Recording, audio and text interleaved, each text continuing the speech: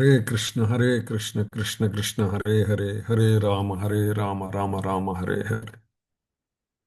స్వచ్ఛిష్టమాలికా బంధగంధ బంధురజిష్ణవే విష్ణుచిత్త తనూజాయై గోదాయై నిత్యమంగళం ఆండాళ్ తిరువడిగలే శరణం. హరే కృష్ణ. సో నేటి పాసురం 21వ పాసురంలోకి వచ్చేసాం. ఇంకా రెండు 2/3 అయిపోయింది. 30 పాసురాలు 20 పూర్తి అయిపోయినాయి. చివరి పాదంలోకి వచ్చాం మనం. ஏற்றக்களங்கள் ஏற்றக்களங்கள் எதிர்பொங்கி மீதளிப்ப மாற்றாதே பால் சொரியும் வள்ளல் பெரும் பசுக்கள் ஆற்றப்படைத்தான் மகனே அறிவுராய் உற்றம் உடையாய் பெரியாய் உலகினில் தோற்றமாய் நின்ற சுடரே துயிலராய் மாற்றார் உனக்குவலி தொலைந்து உன் வாசல் கண் ஆற்றாது வந்து உன் అడిపణియమా పోలే పొట్రియాం వందోం పుగళందు ఏలోర్ ఎంపావాయ్ అంటుంది అండాళమ్మవారు. దానికి శ్రీమంత్ చిత్రకవి ఆత్రేయ గారి అనువాదం: ఎత్తిన కుండలు ఎదురు పొంగ క్షీరము ఆగకుండా అందించెడు అపర కామధేనువులు ఎన్నో గల నందగోపతనయ మేలుకో ఓ వేదమూర్తి అప్రమేయ వేదాతీత నిలిచి వెలిగెడు నిఖిల జ్యోతి ఆశ్రిత రక్షక మేలుకో. అరులు నీకు బలముడిగి అసహాయులై నిన్ను చేరి నీ పదములు సేవించు లీల అరుదించితిమి మేము నిన్ను కీర్తింప జగతికే మంగళము కూర్చు మన శ్రీవ్రతము ఆండాళ్ తిరువడిగలేశాడు. గోపికల ప్రార్థనని మన్నించి నీలాదేవి వారితో గొంతు కలిపి శ్రీకృష్ణుని మేల్కొల్పడానికి ప్రయత్నం చేస్తున్నదన్నమాట. పాలక ఎత్తినటువంటి కుండలు పైకి పొర్లుతున్నాయట. ఆగకుండా పాలని వర్షించి ఉదారము గల పెద్ద గోవులు కల నందగోపని కుమారుడా, ఎన్నో లక్షల గోవులున్నటువంటి నందుడు అనమాట. శ్రీకృష్ణ భగవానుడు జన్మించినప్పుడు భౌతిక జగత్తులోకి ఆయన వచ్చినప్పుడు 1,00,000కు పైగా గోవులను నందుడు దానం చేశాడట. ఇంకా ఆయన దగ్గర ఎన్ని లక్షల గోవులు ఉన్నాయో మనం అంచనా వేయచ్చు.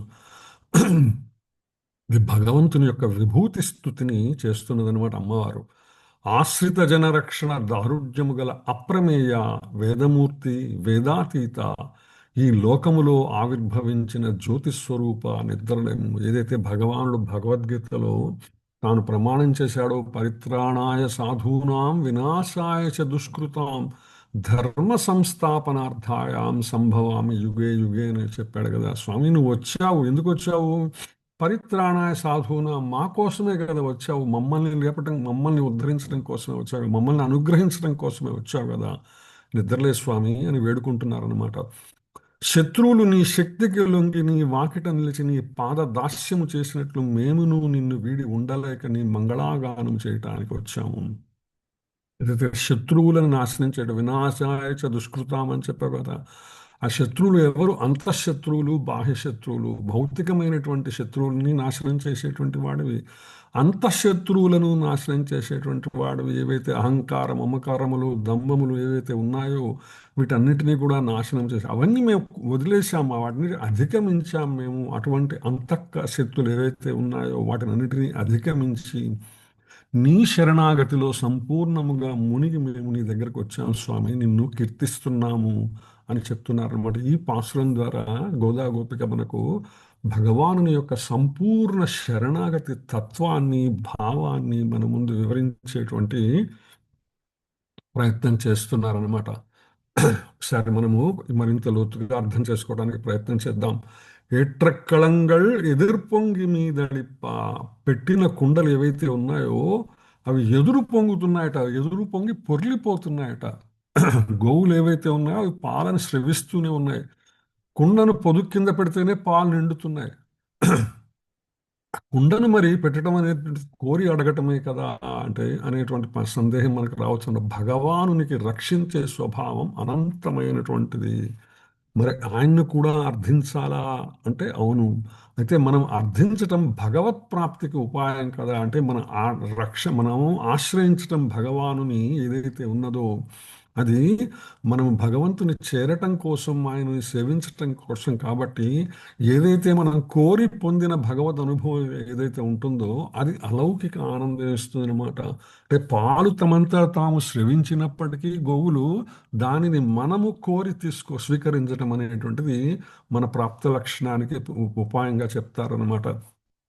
అందుకని కావాలని పొందినప్పుడు ఏదైతే మనం ఆశించి పొందుతామో అది పురుషార్థం అవుతుంది అని మనం చెప్పుకుంటూ ఉంటాం అనమాట.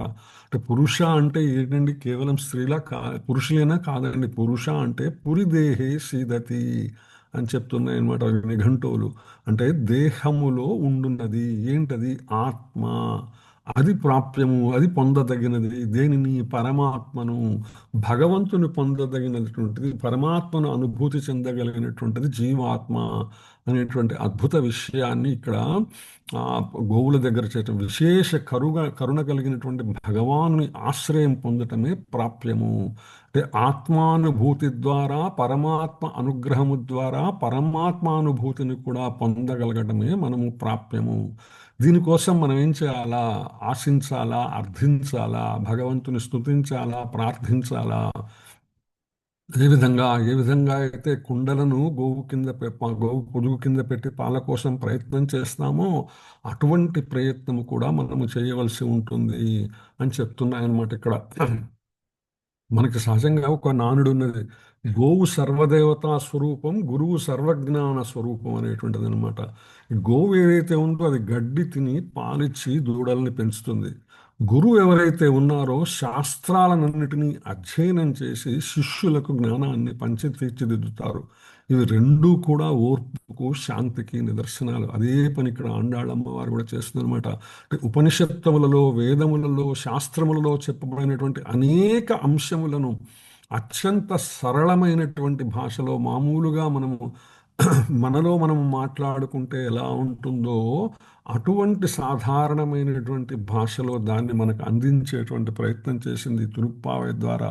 ఇదే ఒక ఉత్తమమైనటువంటి ఉదాహరణ. ఆచార్య అనుగ్రహమునకు, గురు అనుగ్రహమునకు, పరంపర కలిగినటువంటి గురు అనుగ్రహమునకు ఇది ఉత్తమమైనటువంటి ఉదాహరణ అన్నమాట.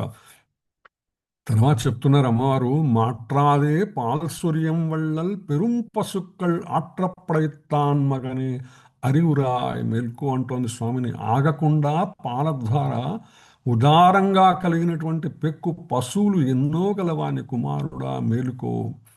ఉదారంగా క్షీరాన్ని అందించే గోవులు నందగోపుడికి చాలా ఉన్నాయట. అటువంటి గోవులు ఏవైతే ఉన్నాయో, గోవులు అంటే వేదములు, గోవులంటే ఇంద్రియములు అని కూడా చెప్పుకున్నాం మనం. గోవులంటే వేదాంగములు. అవి ఉన్నటువంటి నందగోపుడు ఎవరైతే ఉన్నారో ఆయన ఆచార్యుడు, గురువు అనమాట. ఆచార్యుడు ఉపదేశించేటువంటివన్నీ కూడా భగవత్ స్వరూప గుణవైభవమే. ఏదైతే ప్రామాణికమైనటువంటి గురువులు ఎవరైతే ఉన్నారో వారు శాస్త్ర రహస్యాలని మనకి అద్భుతంగా వాటిని అన్నిటినీ కూడా అధ్యయనము చేసి దాన్ని మనకు ఎంతో సరళంగా మనము సేవించేటువంటి, మనం తీసుకోగలిగినట్టుగా, ఏ విధంగా అయితే పాలను మనం ఎంత సులభంగా తీసుకోగలుగుతామో అంత సులభంగా గురువులు మనకు అందిస్తారనమాట. ఆ పాలను గ్రహించేటువంటి శిష్యులే కలశములు. ఆ కలశాలలో పాలు పితుకుతూ ఉంటే పైనుండి ఏకధారగా పడుతున్నాయో లేకపోతే కింద నుంచి కూడా పొంగుతున్నాయో తెలియకుండా పైకి పాలు పొంగుతున్నాయట. ఆ విధంగా ఆచార్యుల అనుగ్రహము, గురువుల అనుగ్రహం ఎంత ఉంటుందంటే వారు మనకి అర్హత ఉన్నా లేకపోయినా తమకు తెలిసిన జ్ఞానానందని కూడా, అంతటిని కూడా మనకు ఏకధారగా ఇవ్వటానికి ప్రయత్నం చేస్తారు. అది మనము మన మనసులో నిండిపోయేటట్టు, మన భావములో నిండిపోయేటట్టు, పొంగి పొరలేటట్టుగా, అంటే మనము తీసుకోగలిగిన దానికన్నా కూడా ఎక్కువ వాళ్ళు మనకి, అది వృధా అయినా పర్వాలేదు అనే ఉద్దేశంతో వాళ్ళు ఎప్పుడు అనుకోరనమాట. అది వృధా అవుతుంది అనేటువంటి విషయం అనుకోరు. అంటే మన మనసులు పొంగి పొరగలినట్టు, మన ఆత్మలు పొంగి పొరలినట్లు, మన జీవితాలు పొంగి పొరలినట్లు శిష్య హృదయాలలో నిండి పొంగిపోయేట్టుగా వాళ్ళు గురువులు మనకు అనుగ్రహిస్తారనమాట. అటువంటి భక్తిని ఉపదేశించడంలో శిష్యులకు గొప్ప సాయం చేస్తున్నామని వాళ్ళు ఎప్పుడు అనుకోరు. ఏ విధంగా అయితే గోవు పాలు స్రవించకుంటే శిరములో బాధచే వర్షించునే కానీ ఇతరులకు ఉపకారం అనేది ఎప్పుడు అనుకోదన్నాడు. అందుకని ఆచార్యులు కూడా ఎప్పుడు తాము ఇస్తున్నటువంటి ఎవరికి ఇస్తున్నాము, ఎందుకు ఇస్తున్నాము అనేటువంటి ఆలోచనే లేదు. తమ జ్ఞానాన్ని, తమకున్నటువంటి జ్ఞాన సర్వస్వాన్ని కూడా తమ దగ్గరకు వచ్చినటువంటి శిష్యులు ఎవరైతే అర్థించారో చాలు, అడగంగానే చాలు, అడగకపోయినా కూడా శ్రవిస్తూ ఉంటారు. ఎందుకంటే పిలిచి మరీ వాళ్ళు చెప్పేటువంటి ప్రయత్నం చేస్తుంటారు తమకున్న జ్ఞానాన్ని అందరితో పంచుకోవటానికి అనమాట. అందువలన గోవులు ఉదారములైనటువంటివి. అటువంటి నందగోపుని కుమారుడా, అంతటి ఉదారమైనటువంటి గోవులు కలిగినటువంటి నందగోపుడు ఎవరైతే ఉన్నారో ఆయన కుమారుడు కయ్యా, నువ్వు కూడా అదే విధంగా మేము ఆశ్రయించి వచ్చేస్తే నువ్వు ఇంకా అనుగ్రహం ఎందుకు ఇవ్వట్లేదు మాకు అనేటువంటి ప్రశ్నతో అనమాట తండ్రితో పోలికను తీసుకొచ్చి ఆయన్ని గుర్తు చేసేటువంటి ప్రయత్నం చేసేటువంటి, నువ్వు ఆయనకి, ఆయన ఆధీనంలో ఉన్నావు కదా ఇప్పుడు, మరి నువ్వు ఆయన మాట వినాలి కదా, అందుకనే నిన్ను మాకు అందిస్తాడు ఆయన అనేటువంటి విషయంతో వారు అమ్మవారు స్వామివారిని ప్రార్థిస్తున్నారనమాట. తర్వాత చూసుకుంటే ఉట్రముడయాయ్ సుడరే ఉలగినిల్ పెరియాయ్ తోట్రమాయ్ నిన్న తూయిలయాయ్, స్థిరమైన నువ్వు ప్రకాశమా విశ్వమునందు పరమాత్మ తొణకి నిలిచి నిద్రలేపు. అద్భుతంగా ఈ యొక్క పాదంలో ఏవైతే ఉన్నారో స్వామివారు మనకి ఏదైతే భగవానుని యొక్క పంచ అవతారములుగా చెప్పుకుంటామో, 5 దశలలోని అవతార అనుభూతి చెప్పుకుంటామో, పర, వ్యూహ, విభవ, అంతర్యామి, అర్చ అనేటువంటి 5 రకాలుగా భగవానుడు మనకు అందుబాటులో ఉంటాడని చెప్పుకుంటాము. పర అనేటువంటి ఉన్నతమైనటువంటి స్థితిలో స్థిరమైన నువ్వు నీ లోకములో నిత్యముగా ఊట్రముడయ్యా సగుణ సాకారముతో నీ లోకములో నిత్యముగా ఉంటావు. సుడరే ప్రకాశము నీ నుంచి వ్యూహరూపముగా విస్తరించినటువంటి భగవతత్వం ఏదైతే ఉందో అది ఉలగిని ఈ విశ్వంలో అవతారముగా వస్తావు విభవుడుగా. అదే సందర్భముగా పెరియాయ్ పరమాత్మగా అంతర్యామిగా అంతటా విస్తరించి ఉంటావు. అదే విధంగా తొట్రమాయ్ నిండ్రా తొణకకుండా నిలిచి ఉంటావు. మనకి అందుబాటులో అర్చారూపంలో మనకు చాలా అందుబాటులో ఉండేటువంటి స్వామి అర్చామూర్తి అనమాట. సో అందుకని ఈ పంచతత్వం ఏదైతే ఉన్నదో, ఈ పంచస్థితులు ఏవైతే ఉన్నాయో, పంచ అవతారములు ఏవైతే ఉన్నాయో భగవానుని ఈ ఒక్క పాదంలో ఆండాళ్ళ అమ్మవారు ఆవిష్కరించారన్నమాట. ఉట్రముడయాయ్ సుడరే ఉలగినిల్ పెరియాయ్ తోట్రమాయ్ నిండ్ర తూయిలలాయ్, నిద్రము స్వామి నువ్వు. ఈ 5 తత్వములను కూడా 5 స్థితులను కూడా ఒకే చోట దర్శనం చేయగలిగినటువంటి అనుభూతి అమ్మవారు పొందుతున్నది ఇక్కడ, గోపికలందరూ కూడా పొందుతున్నారనమాట. అందుకే చెప్తుంది తర్వాత, ఓ వేదమూర్తి అప్రమేయ వేదాతీత నిలిచి వెలిగడు నిఖల జ్యోతి ఆశ్రిత రక్షక మేలుకో. ఆ విధంగా భగవంతుని ఔన్నత్యాన్ని, భగవంతుని యొక్క స్థితిని, భగవంతుని యొక్క 5 అంచెల అనుభూతిని కూడా ఇక్కడ స్పష్టం చేసేటువంటి ప్రయత్నం చేస్తుంది ఆండాళ్ళ అమ్మవారు అనమాట. కానీ గోపికలు కృష్ణుని ఊట్రమ్ముడయ అని పిలుస్తున్నారు. ఊట్రం అంటే దారుఢ్యము కలవాడు, దృఢమైనటువంటి ప్రమాణం చేసి సిద్ధమైనటువంటి వాడు అని అర్థం. అటువంటి దృఢ ప్రమాణం ఏంటి? వేదము తెలియదగినటువంటి వాడు, వేదమే తానేటువంటి వాడు. వషట్కార అంటుంది మనకి విష్ణు సహస్రనామంలో, విశ్వం విష్ణు వషట్కార, వేదస్వరూపుడు భగవానుడు. అంటే వేదైశ్య సర్వైరహమేవ వేద్యో అని భగవానుడు భగవద్గీతలో చెప్తాడు. అంటే వేదముల ద్వారా తెలుసుకోగలిగినటువంటి వాడు, వేదమే తానైనటువంటి వాడు, వేదములు మనకి ఇచ్చినటువంటి వాడు భగవానుడు. ఆయన వేదాతీతుడు కూడా, అంటే కేవలం వేదములకే పరిమితమైనటువంటి వాడు కాడు. ఆయన ఊట్రముడయ స్థిరమైనటువంటి పరస్థితి, పరమాత్మ స్థితి అనేటువంటి విషయాన్ని కూడా ఇక్కడ మనకి చెప్తారనమాట. అందుకే స్తోత్రరత్నంలో యామనాచార్యులు వారు అంటారు, నమో నమో వాంగ్ మనసాతి భూమయే, నమో నమో వాంగ్ మనసైక భూమయే అని చెప్తారనమాట. అంటే భగవానుడు ఎవరైతే ఉన్నారో, పరతత్వం ఏదైతే ఉన్నదో అది వాక్కు మనస్సులకు అందనటువంటి తత్వము. అదే సందర్భంలో వాక్కు మనసుల చేతనే గ్రహింపబడినటువంటి తత్వము. ఏంటండి వాక్కు మనసులకు అందని తత్వము, వాక్కు మనసులచే గ్రహింపబడినటువంటి తత్వము బ్రహ్మతత్వం అంటే ఇక్కడ మనకు గురువుల యొక్క ప్రాముఖ్యత స్పష్టంగా తెలుస్తుందన్నమాట. సాధారణంగా మనంతట మనం ఏ భాగవతమో భగవద్గీతో శాస్త్రములలో శాస్త్రవాక్యములలో చదువుకోవటానికి ప్రయత్నం కనుక చేస్తే అందులో ఉన్నటువంటి భావము, అర్థము, అనుభూతి మనకి ఎప్పటికీ లభించదు.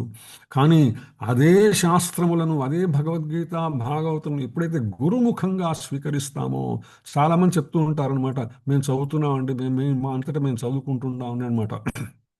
లేదు మేము యూట్యూబ్లో చూస్తూ ఉంటామండి, యూట్యూబ్లో వింటూ ఉంటామండి అని చెప్తున్నారు. ఎప్పుడైతే గురువు నుంచి పరస్పర సంభాషణ రూపముగా తీసుకోలేనటువంటి జ్ఞానం ఏదైతే ఉన్నదో అది ఎప్పటికీ మనలో నిలవదు అనే అంశాన్ని మనకు శాస్త్రములు చాలా స్పష్టంగా చెప్తాయి. భగవద్గీతలో చెప్పాడు భగవానుడు ఏమని, తద్విద్ధి ప్రణిపాతేన పరిప్రశ్నేన సేవయా ఉపదేక్షంతి తే జ్ఞానం జ్ఞానినా తత్వదర్శన. ఎప్పుడైతే గురువును ఆశ్రయించి సేవించి ప్రశ్నించాలా, గురువుని ప్రశ్నించదేనే అప్పుడు పరిప్రశ్నే ఉపదేశంతి, అప్పుడు గురువు ఉపదేశిస్తాడు. ఆ ఉపదేశించిన జ్ఞానము ద్వారానే తత్వం అర్థమవుతుంది. ఆ తత్ ఆ తత్వం గురించి ఇప్పుడు ఇక్కడ చెప్పేటువంటి ప్రయత్నం చేశారన్నమాట యమనాచార్యులు వారు. వాక్కు మనస్సులకు అందని తత్వం ఏదైతే ఉన్నదో, మనంతట మనం అవగాహన అర్థం చేసుకోలేని తత్వం ఏదైతే ఉన్నదో అది కేవలం గురువుల ద్వారానే మనకు సాధ్యమవుతుంది. అదే వాక్కు మనస్సు చేతనే మనం ఆ తత్వాన్ని అర్థం చేసుకోగలమని చెప్తారన్నమాట. అంటే ఆశ్రయించిన వారికి అందనివాడు, ఆశ్రయించిన వారికి పరిమితముగా అందేవాడు. అంటే యశోదకి ఏ విధంగా కృష్ణుని పొందిందో ఆ విధంగా అందుతాడనమాట భగవానుడు.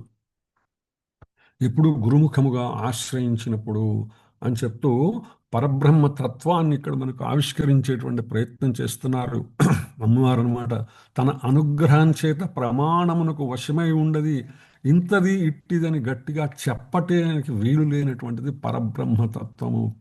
ఉన్నతమైనటువంటివి బ్రహ్మ, భగవదనుభూతి, బ్రహ్మ జ్ఞానము, బ్రహ్మ వేదము, బ్రహ్మ ఆత్మానుభూతి. ఈ తత్వమంతా ఏదైతే ఉన్నదో ఇది దాన్ని మనము ఆ, అనుగ్రహం వల్లనే, స్వామి యొక్క అనుగ్రహం వల్ల, స్వామి యొక్క ప్రామాణిక ప్రతినిధి అనుగ్రహం వల్ల మాత్రమే మనకు అర్థమవుతుంది. అది దాన్ని మనం ఎప్పటికీ కూడా మనంతట మనముగా మెజర్ చేయలేమన్నమాట. అందుకే కేనోపనిషత్తు బ్రహ్మవేత్తల్ని రెండు తెగలుగా చెప్తుందనమాట. యశ్యామతం తస్యమతం మతం యశ్చన వేదన అవిజ్ఞాతం విజానతం విజ్ఞాతం అనిజానతాం. ఎవనికైతే బ్రహ్మము అంటే పరమాత్మ తెలియదు అని భావిస్తారో అది వారికే తెలుస్తుంది. అంటే దైవం మన ఇంద్రియాలకు బుద్ధికి అందని అపరిమితమైన శక్తి అని గుర్తించడమే నిజమైనటువంటి జ్ఞానం అన్నమాట.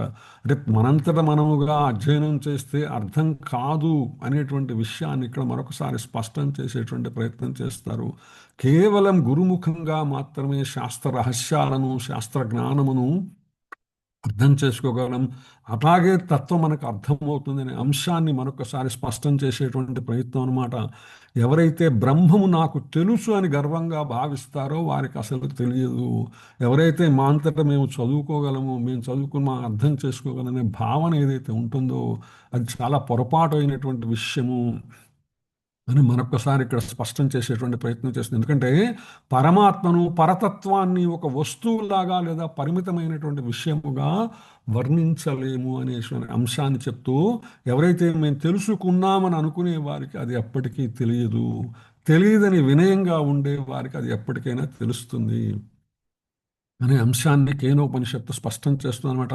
ఇక్కడ మరొకసారి గురువుని యొక్క గురువు యొక్క ప్రాముఖ్యతని, ఆచార్యుల అనుగ్రహ ప్రాముఖ్యతని ఇక్కడ మరొకసారి మనకు స్పష్టం చేస్తుంది. ఆ విధంగా ఎవ్వరికి అందని పరబ్రహ్మ తత్వమే ఈ లోకంలో ఇంద్రియాలకు కనిపించేట్లుగా భగవత్ స్వరూపమైనటువంటి శ్రీకృష్ణ భగవానుడు ఆవిర్భవించాడు. ఆయనని అందుకని ఒకేసారి అనమాట పరవ్యూహ విభవ అంతర్యామి అర్చా తత్వములనన్నిటినీ కూడా తన కళ్ళ ముందు సాక్షాత్కారం చేసుకొని కనిపించినటువంటి స్వామిని అర్చించేటువంటి ప్రయత్నం చేస్తోంది. ఏదైతే పరతత్వం ఏదైతే ఉన్నదో తన లోకంలో ఉండేటువంటి సాక్షాత్తు శ్రీకృష్ణ భగవానుడు భౌతిక జగత్తులో కూడా దిగి వచ్చాడు. మనకి భాగవతం చెప్తుంది, ఏతే చాంస కళాపుంస కృష్ణస్తు భగవాన్ స్వయం అని. కృష్ణావతారంలో మనకు పరతత్వాన్ని, వ్యూహతత్వాన్ని, విభవతత్వాన్ని, అంతర్యామి తత్వాన్ని, అర్చాతత్వాన్ని అన్నిటినీ కూడా ఆయా సందర్భానుసారంగా శ్రీకృష్ణ భగవానుడు మనకి అనుగ్రహించారు. అవన్నీ కూడా ఇక్కడ ఆండాళ్ళ అమ్మవారు ఒకేసారి దర్శనం చేస్తున్నారు స్వామిని అనమాట. భగవత్ కటాక్ష పొందినటువంటి గోపికలు ఎవరైతే ఉన్నారో వీరికి స్పష్టంగా మనుష్యతత్వం తెలిసినటువంటి వారు, మనుష్యత్వంలో ఉన్న కూడా పరతత్వం తెలిసినటువంటి వాళ్ళు. ఇది మూఢులైనటువంటి వాళ్ళు ఎప్పటికీ గుర్తించలేరు. తమ కళ్ళ ముందు సాక్షాత్తు కనిపిస్తున్నటువంటి భగవత్ స్వరూపాన్ని వాళ్ళు ఎప్పటికీ గుర్తించలేరు అనమాట. దానికి ఉదాహరణగా చెప్తారు, ఆలయంలో కనిపించేటువంటి అర్చామూర్తులు ఏవైతే ఉన్నాయో అవి కేవలం విగ్రహాలుగా, ఉపకరణాలుగా భావించేవారు మూర్ఖుల కింద పరిగణించబడతారన్నమాట. సినిమా పాట అయినప్పటికీ కూడా ఒక చక్కని వాక్యం ఒక పాటలో చెప్పబడుతుంది. రాయిని మాత్రం కంటే దేవుడు కనరాడు, దేవుని మాత్రం కంటే దేహం కనరాదు అనమాట. చాలా చక్కటి పదాలు అందులో వాడారు రచయిత. ఆలయంలో ఉండేటువంటి అర్చామూర్తి సాక్షాత్తు భగవానుడే అనే భావన నీకు ఎప్పుడైతే కలుగుతుందో ఆటోమేటిక్గా ఆత్మానుభూతి కలుగుతుందనమాట. అంటే ఎదురుగా ఉన్నది రాయి కాదు, దైవము అనేటువంటి భావన ఎప్పుడైతే నీలో ప్రవేశిస్తుందో ఆటోమేటిక్గా నీలో ఉండేటువంటి పరమాత్మ దర్శనం అవుతుంది అనే అంశాన్ని అక్కడ చెప్తుందనమాట. తర్వాత పాదంకి వెళ్దాం. మాట్రార్ உனக்குவலி தொலைந்து உன் వాసల్ కణ్ ఆట్రాదు వందున్ ఉన్నడిపణియము పోలే.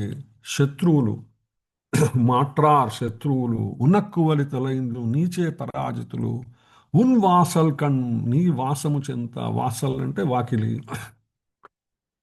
ఆట్రాదు బంధుని వచ్చి ఆశ్రయించాము, ఉన్ అడిప్పణియము పోలే నీ పాదముల శరణు పొందాము, అరులు నీకు బలముడిగి అసహాయులే నిన్ను చేరి నీ పదములు సేవించు లీల అరుదెంచితిమి అని అత్రేయ గారి అనువాదం అనమాట. ఎందుకంటే ఆశ్రయించినటువంటి వాళ్ళని రక్షించడంలో పరమాత్మ తన మాట ఎప్పటికీ నిలబెట్టుకుంటాడండి, అందులో ఎటువంటి సందేహము లేదు. అయితే రక్షిస్తాడనేటువంటి దృఢ విశ్వాసం మనకు ఉండాల. గజేంద్ర మోక్షంలో ఏం జరిగింది? అనేక సంవత్సరాల పాటు పోరాడింది ఆ ముసలితో అనమాట. గజేంద్రుడు పోరాడాడు, పోరాడి పోరాడి పోరాడి చివరికి విసిగిపోయి చివరికి భగవాను రక్షిస్తాడనేటువంటి సంపూర్ణ విశ్వాసంతో భగవంతుని శరణాగతి చేశాడు. ఎవ్వనిచే జనించు జగమెవ్వని లోపనలుండు లీనమై ఎవ్వని అందుడిందు పరమేశ్వరుడెవ్వడు, మూల కారణం వెవ్వడు, అనాది మధ్య లయమెవ్వడు, సర్వము తానైన వాడెవ్వడు, నా ఆత్మభువనీశ్వరుని శరణంబు వేడదనన్నాడు. ఎప్పుడైతే సంపూర్ణ శరణాగతి వేడాడో, దృఢ విశ్వాసంతో ఆయన ప్రార్థించాడో ఆటోమేటిక్గా భగవానుడు వచ్చి రక్షించాడు. అదే ప్రహ్లాదుడు కూడా అంతే అనమాట. ఇందుగలడు అందులేడని సందేహము వలదు చక్రి సర్వోపంగతుడు ఎందెంది వెదకు చూచిన అందందే కడని ఎప్పుడైతే స్పష్టం చేశాడో ఆయనకి ఎటువంటి సందేహం లేదండి. పరమాత్మ సర్వతా విస్మరించి ఉన్నటువంటి వాడు. అందువల్ల ఎలా ఆయన రావాలనుకున్నా రాగలడు. మనం సంపూర్ణమైనటువంటి విశ్వాసం ఉండాలనేటువంటి అంశాన్ని అక్కడ ప్రహ్లాదుడు కూడా ప్రకటిస్తాడు. అందుకని ఆశ్రయించినటువంటి వాళ్ళ యొక్క అల్పత్వం చూడడు ఎప్పుడు కూడా భగవానుడు. వారి స్థితి చూడడు, వారి పరిస్థితి చూడడు, అది జంతువా చూడడు, జీవుడా చూడడు, ఏమి చూడడు. ఆయన కూడా తన గొప్పతనం అనుసరించి వారికి ఫలమిస్తాడనమాట. ఉదాహరణకి రామాయణంలో మీరు వినే ఉంటారనమాట. హనుమంతుడు ఒక సుందరకాండలో వస్తుంది. హనుమ లంకకి వెళ్ళి సీతమ్మ వారిని అడిగినప్పుడు ఆయన అడుగుతాడు, అమ్మా మీ ఇద్దరికి మాత్రమే మధ్యలో జరిగిన సంఘటన ఏదైనా నాకు చెప్తే నేను నిన్ను చూశాను అనేటువంటి నమ్మకం రాముడికి కలిగించడానికి నేను ఆ వృత్తాంతాన్ని చెప్తానంటే అప్పుడు అరణ్య పర్వంలో జరిగినటువంటి విషయాన్ని సీతమ్మ వారు ఆయనకి చెప్తుందన్నమాట. ఒక కాకి స్వామివారు రాముల వారు సీతాతల్లి యొక్క ఆమె ఒళ్ళో తలబెట్టుకొని నిద్రిస్తుంటే ఒక కాకి వచ్చి అదే పనిగా ఆమె ఛాతీ మీద గాయం చేస్తుందనమాట. ఆ రక్తస్రావానికి స్వామి నిద్రలేస్తాడు. అప్పుడు ఏం చేస్తాడంటే అక్కడ దగ్గరలో ఉన్నటువంటి ఒక దర్భను తీసుకొని దాన్ని మంత్రించి ఆ కాకాసుడి మీదకి వదిలిపెడతాడు. వాడు అన్ని లోకాలు తిరిగితే ఎక్కడా ఎవరు కూడా మేము దీన్ని కాపాడలేమని చెప్తే అప్పుడు ఆయనకి ఇచ్చిన సలహా ప్రకారం తిరిగి రాముణ్ణే నువ్వు ఆశ్రయించు, ఆయన తప్పితే నిన్ను ఎవరూ కాపాడలేరు అనుకుంటే చివరికి వచ్చి మళ్ళా రాముని ఆశ్రయిస్తాడనమాట. సో ఆ విధంగా ఆశ్రయించినటువంటి వాళ్ళు ఎవరు ఏమిటని చూడడు. ఎవరు ఏ విధంగా ఆశ్రయించినా, విభీషణుడు ఆశ్రయించడానికి వచ్చినా కూడా చుట్టుపక్కల ఉన్నటువంటి వారందరూ కూడా ఆయన హెచ్చరిస్తారు. సాక్షాత్తు రావణుడి తమ్ముడి తను ఏ దురుద్దేశంతో వచ్చాడంటే, లేదు, నన్ను ఆశ్రయించి నన్ను రక్షించడం శరణాగతి చేశాడు కాబట్టి నేను ఆయన్ని స్వీకరిస్తానని చాలా స్పష్టంగా చెప్తాడనమాట. సో అటువంటి మేము ఎవరైతే ఉన్నామో, నీ సౌందర్యము, సౌలభ్యము, సౌశీల్యం అనేటువంటి గుణరాశి వల్ల మేము జయింపబడ్డాం. అటువంటి మేము నీ గురించినటువంటి సంపూర్ణ అవగాహనతో వచ్చి నీ శరణు పొందాం. స్వామి, నీ బాణముల కన్నా కూడా నీ గుణములు గొప్పవయ్యా. కేవలం నీ బాణములు నువ్వు శిక్షిస్తావనే భయంతో కాదు, నీ యొక్క ఔన్నత్యాన్ని, గొప్పతనాన్ని తెలిసి మేము నిన్ను ఆశ్రయిస్తాం. నీ బాణాలు శరీరాన్ని చీలుస్తాయేమో, కానీ నీ గుణాలు ఏవైతే ఉన్నాయో మా ఆత్మలను కూడా చీల్చి ఉద్ధరిస్తాయి. అందువలన నీ గుణములతో చీల్చబడిన ఆత్మలు కలవారమే వచ్చాము అని గోపికలు ఇందాక దగ్గర చెప్పుకున్నాము. అంత అంతఃశత్రువులు ఏవైతే ఉన్నాయో ఆ శత్రువులనన్నింటినీ కూడా అధిగమించి, విశేషంగా అహంకార మమకారములు, మదమాశ్చర్యములు, ఇవన్నిటినీ కూడా మేము అధిగమించి వచ్చాము. దశ దుర్గుణాలు ఏవైతే ఉన్నాయో ఆ దశ దుర్గుణను అధిగమించి రాముడి బాణములను చీల్చినట్టు నీ యొక్క గుణములు మా యొక్క అంతఃకరణంగా ఉన్నటువంటి మాలో ఉన్నటువంటి దశ దుర్గుణాలను కూడా నాశనం చేశాయి. వాటిని అధిగమించి వచ్చి నీకు శరణాగతి చేస్తున్నామని గోపికలు విన్నవించుకుంటున్నారు అనమాట.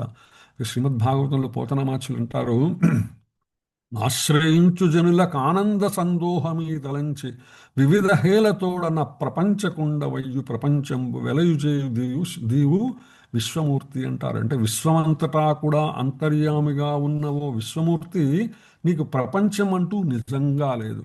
అయినా నిన్ను భక్తితో ఆశ్రయించినటువంటి జనులకు ఆనందాన్ని ప్రసాదించడానికి ఎన్నో విలాసాలతో, అంటే కేవలం పరిత్రాణాయ సాధూనాం, భక్తులకు అద్భుతమైనటువంటి అవకాశం ఇవ్వటం కోసమే భగవానుడు ఈ భౌతిక ప్రపంచాన్ని సృష్టించాడు. భక్తులకు అవకాశం ఇవ్వటం కోసమే భగవానుడు వేదములను సృష్టించాడు. భక్తులకు అవకాశం ఇవ్వటం కోసమే తిరిగి తనను తన భక్తులు చేరాలి అనేటువంటి సంకల్పముతోనే వారికి ఆచార్యులను అనుగ్రహించారు, అనేక అవతారములను అనుగ్రహించారు. అందుకని ఎంతసేపు ఆయన యొక్క ఆలోచన ఏంటంటే మనల్ని ఏ విధంగా సుశిక్షితులను చేసి, అంతే కదండి, మనం స్కూల్కి పిల్లల్ని పంపుతాం. ఎందుకు పంపుతాము? బాగా కొంచెం కఠినమైనటువంటి పరిస్థితులు ఉన్నప్పటికీ కూడా వాళ్ళు బాగా చదువుకొని బాగా వృద్ధిలోకి వస్తే ఆనందపడతాం కదా. సో అందుకోసమని వాళ్ళకి కొన్నిసార్లు కఠినంగా ప్రస్తావించవలసి వచ్చినా చెప్పేటువంటి ప్రయత్నం చేస్తాము.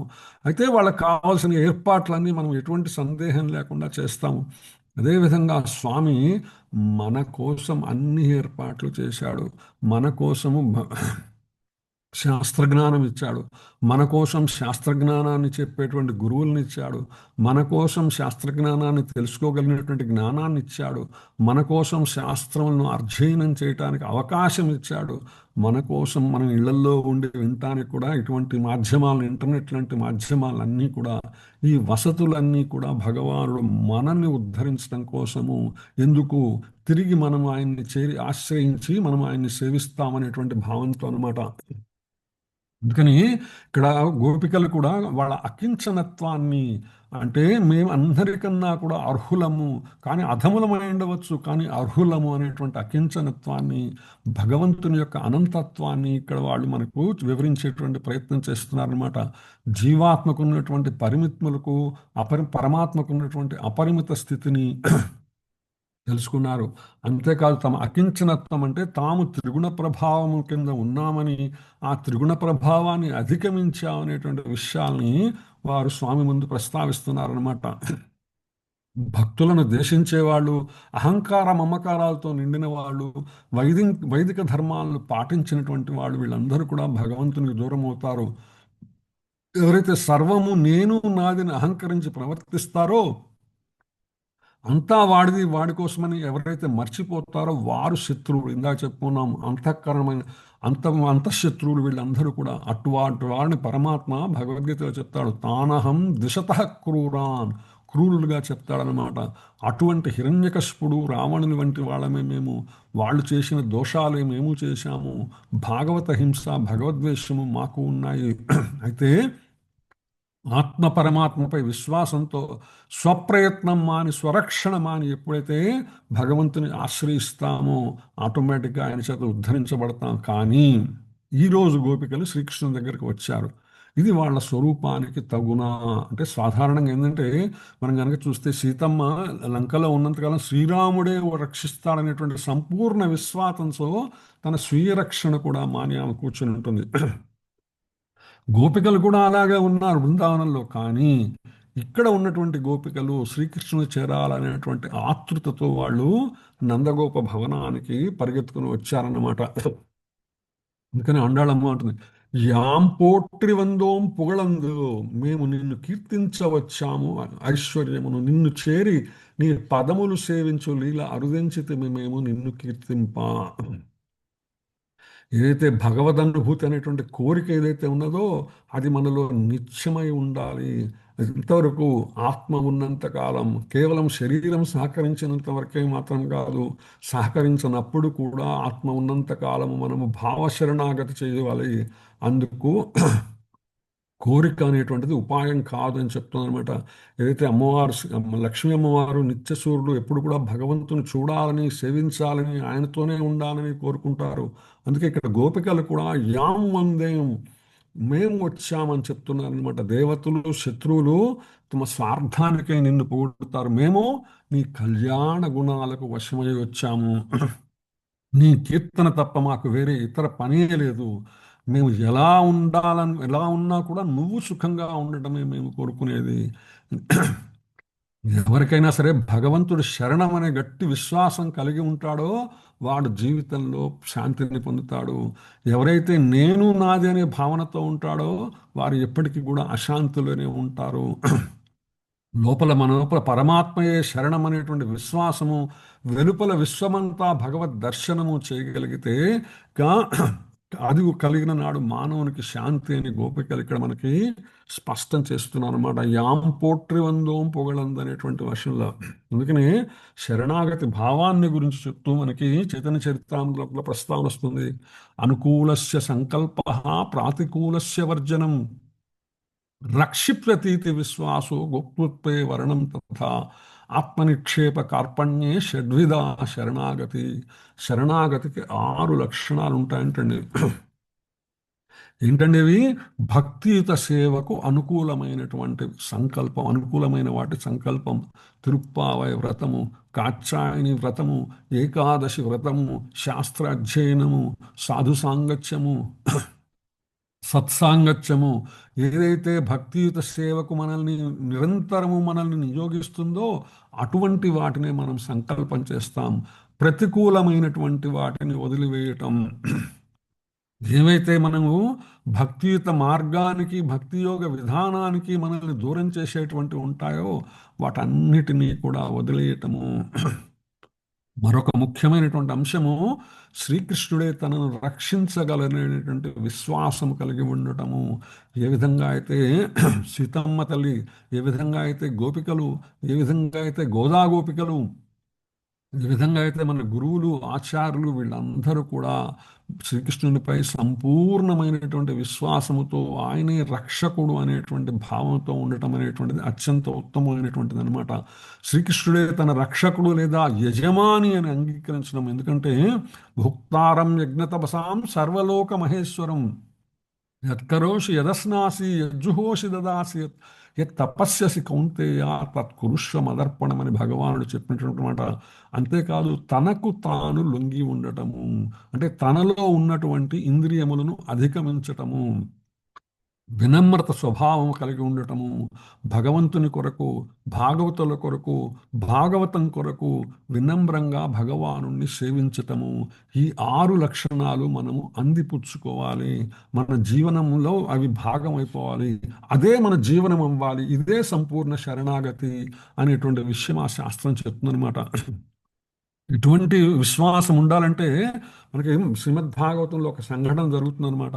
అఘాసుడు వచ్చి నోరు తెరిచి ఉంటే అందులోకి గోపాలులందరూ కూడా వెళ్తున్నారట. అందులో గోపాలుడు ఇదేదో పాములాగా ఉన్నది, గుహలాగా లేదు, దీనిలోకి వెళ్తే మనందరం చచ్చిపోతామేమో అంటే అప్పుడు వాళ్ళు అంటారనమాట, కృష్ణుడు మనతో ఉంటే, కృష్ణుడు మనవాడైనప్పుడు మనకి ఏం భయం లేదు, ఎటువంటి ఆపద లేదు, రక్షిప్తతి విశ్వాసు, అన్నిటి నుంచి ఆయన మనల్ని రక్షించబడేటువంటి సంపూర్ణ విశ్వాసం ఉండాలన్నమాట. ఆ సందర్భంగా చెప్తారు, బకునిం చంపిన కృష్ణుడుండ మనకు వామంచు చింతింపనేటికి రా పోదము దాటి కాక ఎది కౌటిల్యముతో మృంగుడున్ బకు వెంటం జను కృష్ణు చేత ననుచుం పద్మాక్షునిచ్చించి ఇచ్చుకులై చేతులు వ్రేసి కొంచెం నగుచున్ దుర్వారులైపోవగన్ అని ప్రస్తావిస్తారు ఆ పోతనమాచుల వారు. ఎవ్వరూ భయపడటం లేదు.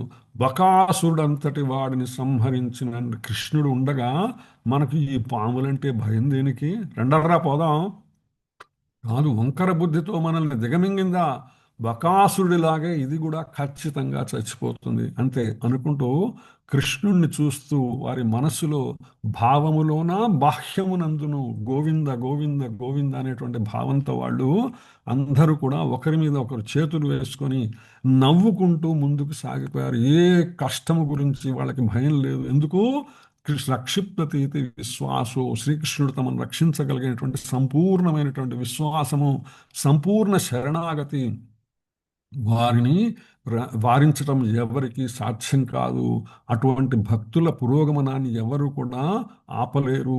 ఇది సంపూర్ణమైనటువంటి భగవంతుని శరణాగతి భావం ఉన్న వాళ్ళకనమాట. హరే కృష్ణ. సో ఇప్పటిదాకా చెప్పుకున్న అంశములపై ఏమన్నా మార్పులు చేర్పులు కానీ ఒక్క నిమిషం ఉన్నదేమో, క్లోజ్ చేస్తారేమో, ఫీడ్బ్యాక్ కానీ. హరే కృష్ణ. హరే కృష్ణ. హరే కృష్ణ. సంపూర్ణ శరణాగతిలో ఉత్తర గురించి కూడా చెప్పుకోవచ్చు. మహా మహాయోగి దేవదేవ జగత్పతి నాణ్యం తదేవు అది చెప్తూ ఆమె భగవాన్ని శరణం వేసింది. తర్వాత 13వ శ్లోకంలో వ్యసనం వీక్ష తత్తేష మనన్య విషయాత్మనం సుదర్శనేన శాస్త్రేణ స్వానాం రక్షాం వ్యధాద్విది. సంపూర్ణ శరణాగతులైన తన శుద్ధ భక్తులకు ఘోరమైన ఆపద వాటిల్లోను కాంచిన దేవదేవుడైన శ్రీకృష్ణుడు వారిని రక్షించట కొరికే శీఘ్రమే తన సుదర్శన చక్రమును ధరించింది. Hare Krishna. Hare Krishna. Any other input, please?